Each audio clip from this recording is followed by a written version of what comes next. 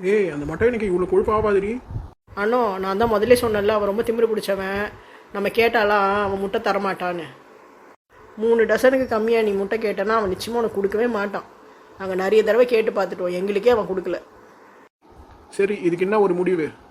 ஒரே முடிவு தான், பக்கத்து ஊர் பண்ணையில் போய் வாத்து முட்டை வாங்கி சமைக்க வேண்டியதுதான். ஏய் அவன் என்னை ரொம்ப அசிங்கப்படுத்திட்டாடி. அவனை ஏதாவது பண்ணியே ஆகணும். என்ன பண்ண போகிற? அவன் பண்ணையில் நைட்டை போய் அங்கே இருக்க முட்டைங்களெல்லாம் திருடிட்டு வந்துடலாம். என்ன சொல்கிற? வேணாண்டி, திருடி நம்ம மாட்டிக்கிட்டோன்னா நம்ம கதை ரொம்ப கந்தலாயிடும். ஏய் எதுக்கிட்ட எல்லாத்துக்கும் பயப்படுற? லைஃப் நான் ரிஸ்க் எடுக்கணும்டி. ஐயோ எனக்கு ரிஸ்க் வேணா ரஸ்க் வேணாம், என்ன ஆளை விடு. இந்த விஷயம் சிங்கிக்கு தெரிஞ்சானா எங்கள் அம்மா வீட்டுக்கே என்ன துரத்தி விட்டுருவாரு.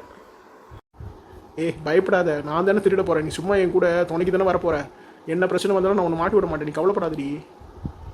அது மட்டும் இல்லை, நம்ம எவ்வளோ முட்டை திருடுறோமோ அதில் 50-50 ஷேர் உனக்கு இருக்குது. எனக்கு பாதி உனக்கு பாதி, ஓகேவா? ஆனால் அவன் தான் நாள் பூரா அந்த படையில் உட்காந்துட்டு இருக்கானே, நம்ம எப்போ போய் இந்த முட்டைகளெல்லாம் திருடுறது?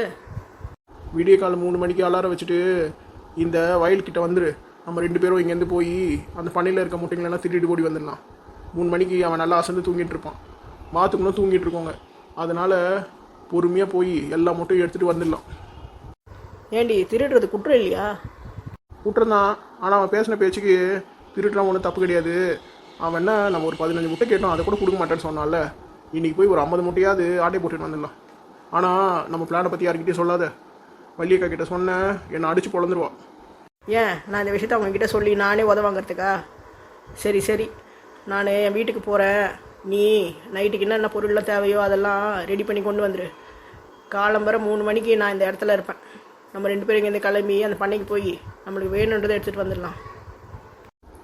சூப்பர் ரீ. சரி நான் போயிட்டு வரேன். முட்டையெல்லாம் பதுக்கி வைக்கிறதுக்கு ஒரு டப்பா மட்டும் தயார் பண்ணி எடுத்துன்னு போயிடணும். அப்போ தான் எல்லா முட்டையும் அதில் போட்டு மூடி தெரியாத மாதிரி வீட்டுக்கு கொண்டு வந்துடலாம். அண்ணோ நீ தான் சூப்பராக பிளான் போட்டியே, இனிமேல் எதுக்கு கவலைப்படுற? எல்லா வாத்து முட்டையும் நாளைக்கு பணியாரமாக மாறப்போகுது. வெற்றி மீது வெற்றி வந்து என்ன சேரும், பெருமை எல்லாம் கோமதியை சேரும். அடப்பாவிகளா, நான் இந்த வயலுக்குள்ளே ஒழிஞ்சிருக்கிறத கூட தெரியாமல் 2 பேரும் எப்படி வாத்து முட்டை திருடுறதுன்னு பிளான் போடுறீங்களா? ஏண்டி அண்ணோ, நான் வீட்டுக்கு சாப்பாடு கேட்டு வந்தப்போ என்னை எவ்வளோ அசிங்கப்படுத்தினேன். இரவுக்கு தானேடி நான் குழம்பு கேட்டேன், அதுக்கே அந்த பேச்சு பேசினேன். இப்போ நீ அவன் வீட்டுக்கு போய் திருட போறியா? உன்னை சும்மாவே விட மாட்டேன். நீ ஒரு பெரிய திருடியாக இருந்துக்கிட்டு என்னை போய் பிச்சைக்காரின்னு சொன்னல. இரு, உன்னை பழி தீக்கிற காலம் வந்துருச்சு, உன்னை வச்சு செஞ்சிடுறேன். இந்த கோமதி நல்லா தானே இருந்தான், அவளுக்கு என்ன ஆச்சு? பன்னிக்குட்டிக்கோட சேர்ந்து கண்ணுக்குட்டியும் அதே மாதிரி ஆகிடும்னு சொல்லுவாங்களே, அந்த கதையாகி போச்சு. அவள் கூட சேர்ந்து இவளுக்கும் அவளோட புத்தியெல்லாம் வந்துடுச்சு போல். நீங்கள் 2 பேர் போட்டது பிளான் இல்லடி, நான் போட போகிற ஒரு பிளானு. மாட்ட வைக்காம விட மாட்டேன் நீ உங்களை.